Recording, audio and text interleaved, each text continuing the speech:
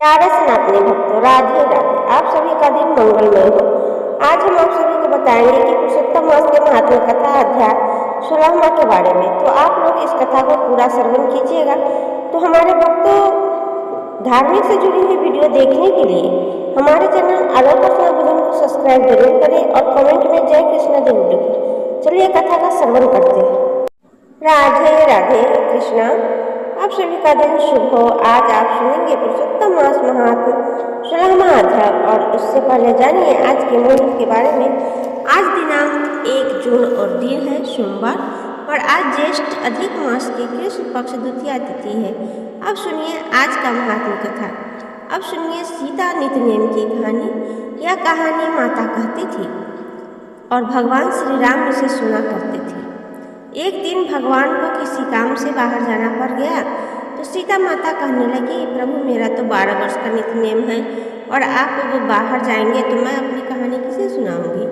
तब भगवान राम जी ने कहा कि तुम कुएं के पार पर जाकर बैठ जाना, वहाँ जो औरतें पानी भरने आएगी उसे अपनी कहानी सुना देना।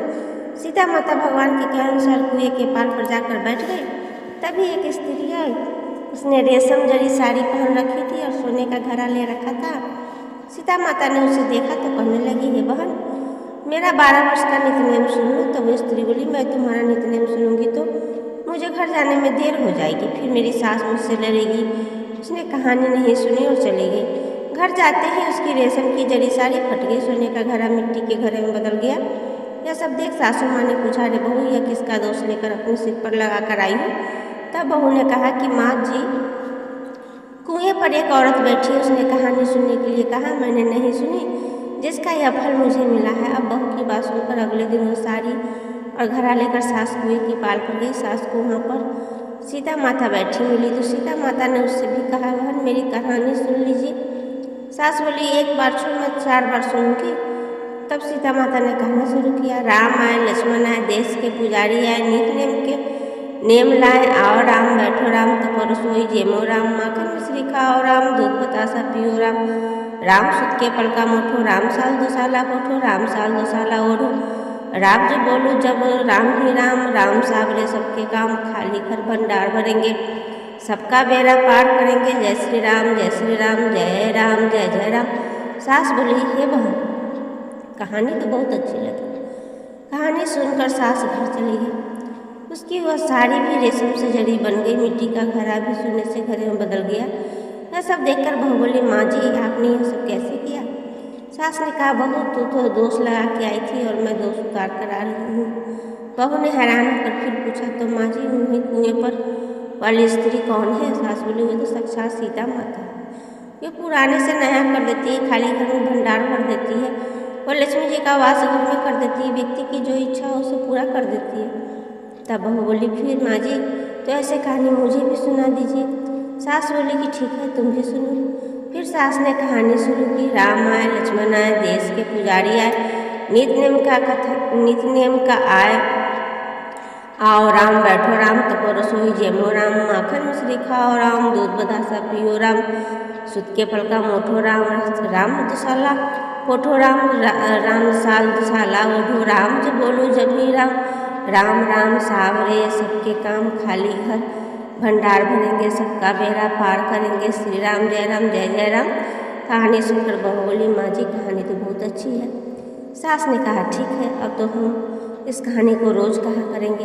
अब सास बहू रोज़ सवेरे उठती, नहाती धोती, पूजा पाठ करने के बाद नित्य नेम की सीता माता की कहानी कहती। एक दिन उनके यहाँ पड़ोस की एक औरत आई और बोली, बहन जरा सी आँच तो देना। तो बोली, आँच अभी नहीं है, हमने जलाई ही नहीं है। पड़ोसन ने पूछा, तो फिर सुबह 4 बजे से उठकर क्या कर रहे हैं। उन्होंने बताया कि सुबह उठकर हम तो पहले पूजा करते हैं, फिर सीता माता के नित्य नेम की कहानी कहते हैं। पड़ोसन ने उनकी बात सुनकर फिर पूछा, सीता माता की कहानी कहने से तुम्हें क्या मिला। तब तो वो बोली, इनकी कहानी कहने से घर में भंडार भर जाते हैं, सारे काम सिद्ध हो जाते हैं, मन की इच्छा भी पूरी होती है। पड़ोसन बोली, बहन तो फिर ऐसी कहानी मुझे भी सुना दो।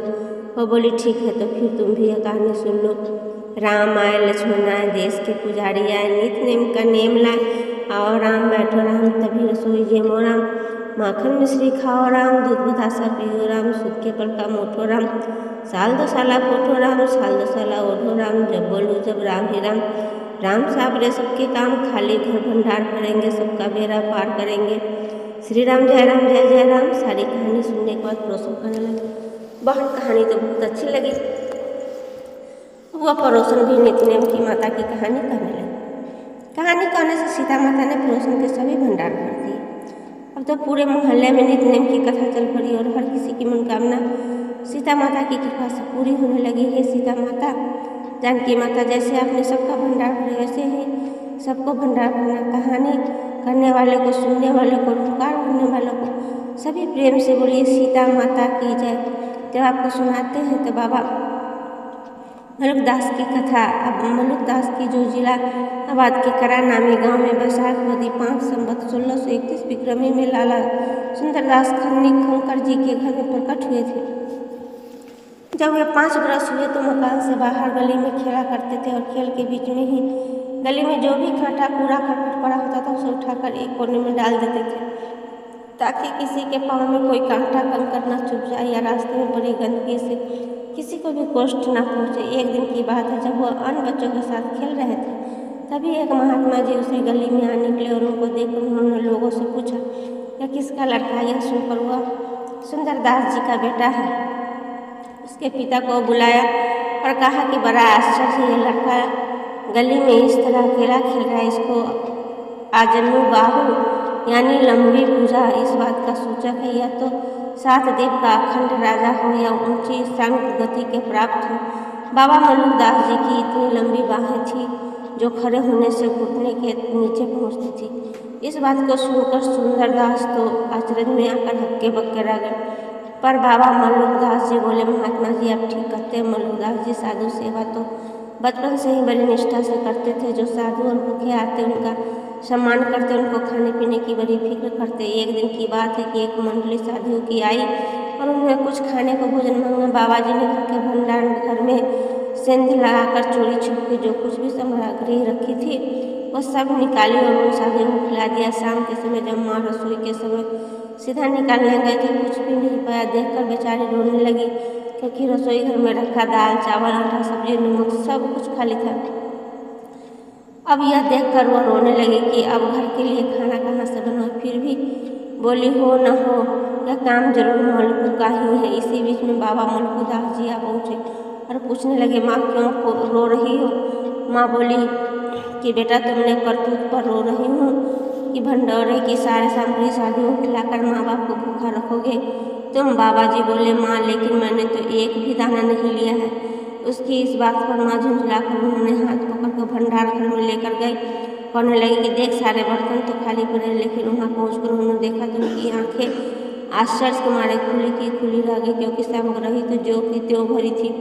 उस समय उनकी माता जी को कुछ समझ में नहीं आया कि अब का देखा हुआ सच है और उसने पहले जो देख कर गई थी वो सच है। जब बाबा मलुकदास जी की अवस्था 111 वर्ष की हुई तो पिताजी ने उन्हें व्यापार में लगाना चाहा।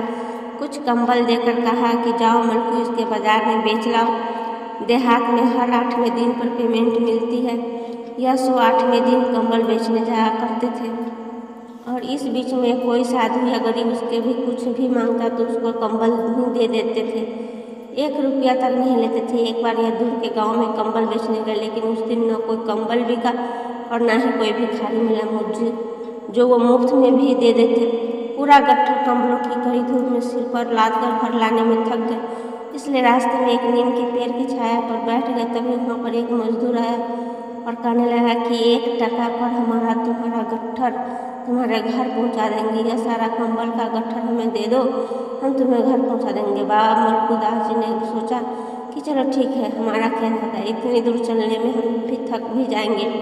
सिर पर कंबल का गट्ठर लेकर क्यों न इसका भी भला हो जाए, इससे 1 रुपया तो मिल जाएगा। अब उस मजदूर ने कंबल का गट्ठर अपने सिर पर रखा और बड़ी तेजी से आगे बढ़े। क्या बाबा जी यह सोचकर निश्चिंत हो गए कि वह गट्ठर तो घर पर पहुंचा ही देगा, इसलिए उसने रास्ते में भजन कीर्तन करते हुए बड़ी बेफिक्री से आराम से चलकर अपने घर पहुँचे। उधर मजदूर के अकेले गठरी लाने पर उनकी माँ उसे उस पर संदेह हुआ कि यह गठरी लेकर आया है जरूर इसने कंबल की गठरी में से कोई कंबल न निकाल लिया हो, इसलिए चेक तो करना चाहिए। उसके लिए एक उपाय सूझा। उससे कहा कि मैं तुझे थोड़ा खाना खिलाती हूँ। अच्छा, मैं तेरे लिए खाना परोस कर ला रही हूँ, तू आकर अंदर बैठ। जैसे ही वो मजदूर घर के अंदर गया, बाबा मलकुदास जी की माताजी ने उसे कोठरी में बंद कर दिया कि जब बेटा आए तो गठरी का माल सहेज कर उसे जाने दे। सारे कंबलों की गिनती हो जाएगी तभी उसे छोड़ूंगी। जब मलकुदास जी वहाँ पहुँचे तो क्रोध से उसने बोले कि ऐसी बेपरवाही क्यों करते हो? अब गट्ठर खोलकर पहले कंबल गिनो, अगर पूरे निकले तो गठरी से मजदूर को जाने दूंगी, नहीं तो मैं इसे भोजन का कहकर अंदर बंद कर रखा है। अच्छा, अब जरा जल्दी से जाकर कंबल की गिनती तो कर लो। अब जब यह बात बाबा जी को पता चली तो वो घबरा गई। कोठरी खोलकर भीतर घुसे तो उसने क्या देखा कि मजदूर तो गायब है, सिर्फ एक टुकड़ा रोटी का वहाँ पड़ा है, जिसने प्रसाद के भाव से बाबा जी ने उठाकर खा लिया और माँ के चरणों पर गिर कर बोली कि माँ, तू तो बड़ी भाग्यवान है कि ईश्वर ने तुझे मजदूर के रूप में दर्शन दिया और मुझे बहका दिया। अब मैं इसी कोठरी में बैठता हूँ, जब तक ना कहूँ मत खुलना और ना ही शोरगुल करना। इस तरह बाबा जी भगवत के ध्यान में बैठ गए। यह थी आज की कथा।